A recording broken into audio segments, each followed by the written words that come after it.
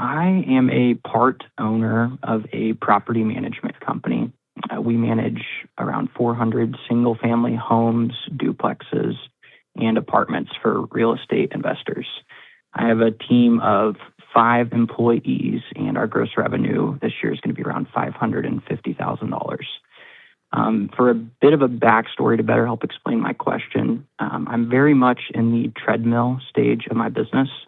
I started this company right out of college and have spent the last 5 years really in the day-to-day, slowly getting team members. And I'm finally starting to see the benefits of the work that I've put in. So my struggle or my issue is my dad has a family trucking business that's been very successful for over the last 20 years. But in the last 30 months, it's experienced some significant financial hardships, some due to poor business decisions and some due to economic factors. So my question for you is, should I stay focused on my property management business? Should I leave my property management business to go help my dad? Or should I try to run both my business and help out my dad's business? How old is your dad? He is 59. 6'9" or 5'9"? 5'9". Okay.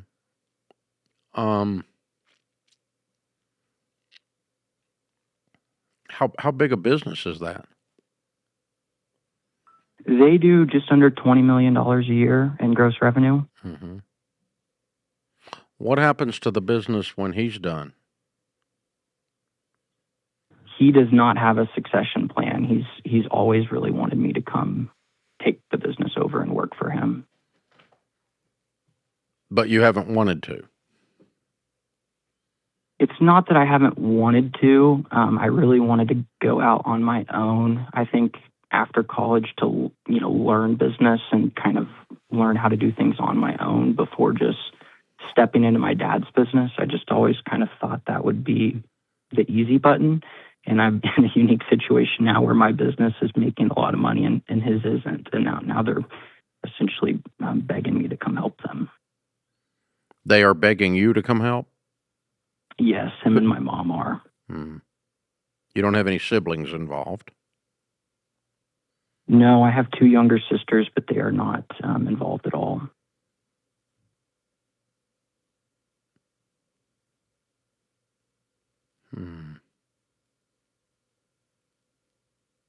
That's hard. Trying to think through the different aspects of this.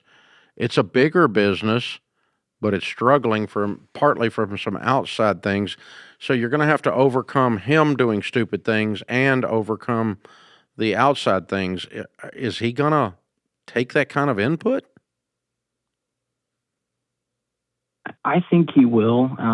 He's a very smart businessman, but I think this whole situation has kind of made him paralyzed. He's just not making smart decisions, and I think it's because he's been so successful for so long, and then just kind of nearing retirement and having all of these things hit him at once that is causing him, truthfully, to be on the edge of filing bankruptcy. So it's losing money. It's losing money, yes. How much is it losing? So his main business runs in the lower 48. It made about $1 million this year. He acquired a company out of Alaska, and it's projected to lose about $2 million. So that's really the main issue here. Is he bought this company out of Alaska, and it's losing every dollar that his main business brings in. It loses $2. Does it owe money? It does. They have a lot of debt, which is the main reason he can't get out of it. How much debt? About $2.5 million. So the unwise business decision was he bought something and paid too much for it that's killing him. So if Alaska went away, he'd be okay. Yes. Okay. I assume he signed for those notes. He did, yes. Okay. Who does he owe the money to?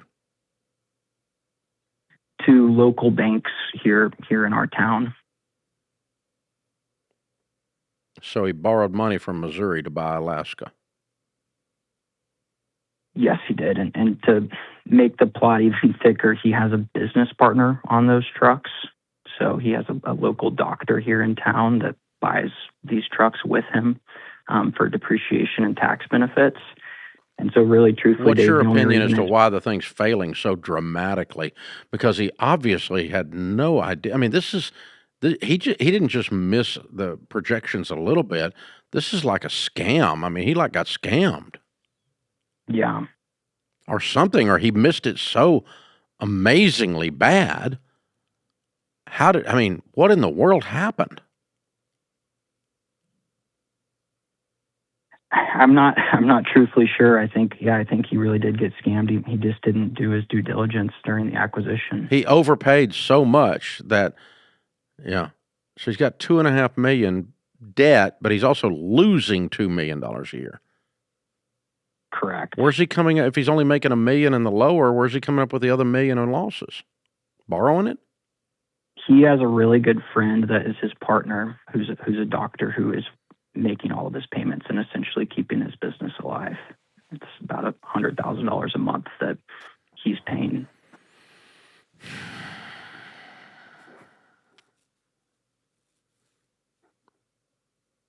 Okay, so if you go over there, what's the way out? I don't see a way out. I think the way out is to have a tough conversation with his partner to sell all of these assets at a loss and try to get a loan to his friend rather than to the bank. And then I think there's some issues with team members and employees that could be fixed that could really help turn his business around as well. So just sell off the assets for Alaska, close it, and move the debt from the bank to the doctor. That's kind of what I'm thinking, unless you have a better suggestion. That might work, but you still got a $2.5 million problem laying there.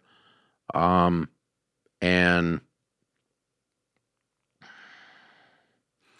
let's see. So okay, if you move that over, what will the assets bring if you sold Alaska off for book?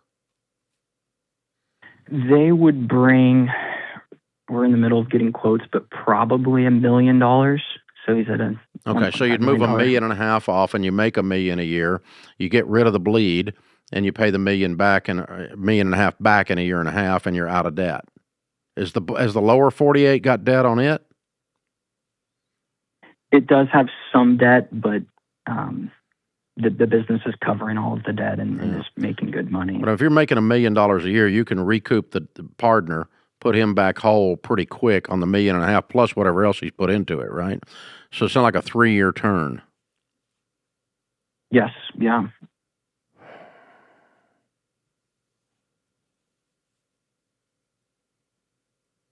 And then the question is, do you want to do that with your life? Yeah, that's what I'm struggling with. I'm finally making good money. That's a fair struggle. That's a fair struggle. Yeah. So if this all turns around and let's 3 years, the partner is an owner to what degree?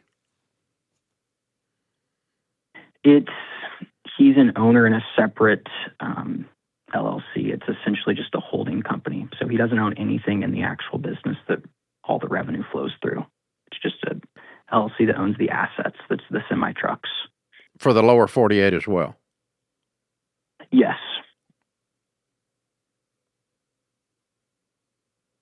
Okay. So I mean, where in this story do you end up with this business free and clear of the partner and the debt?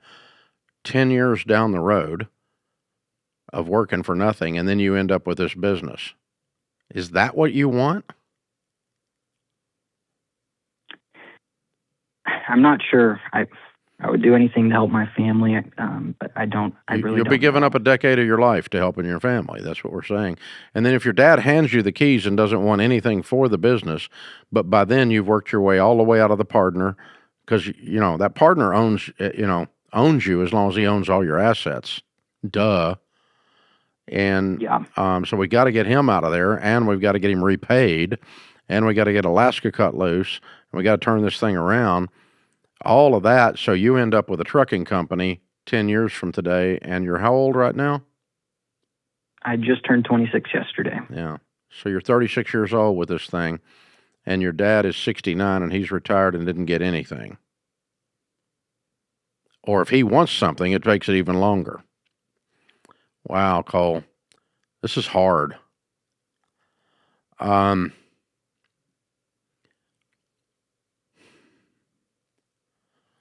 end game for you, the juice is not worth the squeeze.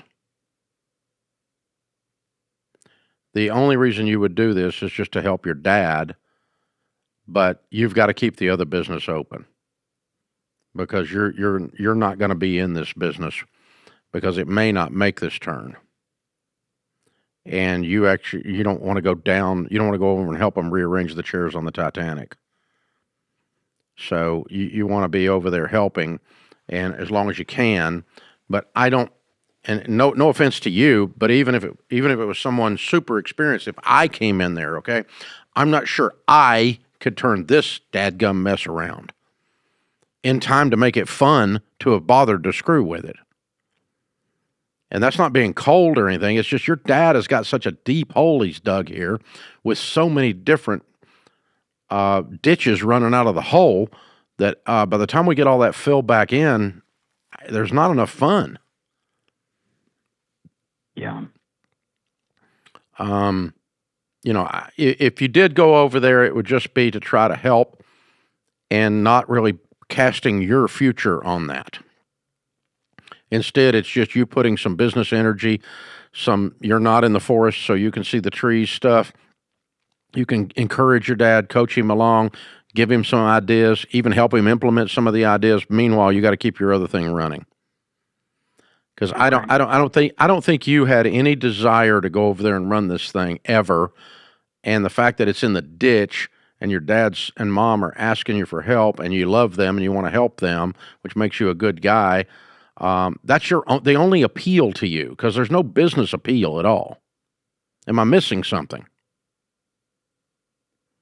I mean, it does make good money. Prior to this acquisition, he was making, $1.5 to $2 million a year every year. Yeah, but you're going to have to use all of that to clean the partner up and clean the partner out. Yeah. And that's going to take 3 to 5 years. And then so there's no fun for the first decade. That's what I'm saying. Yeah. And then at that point, what's your dad going to want out of this?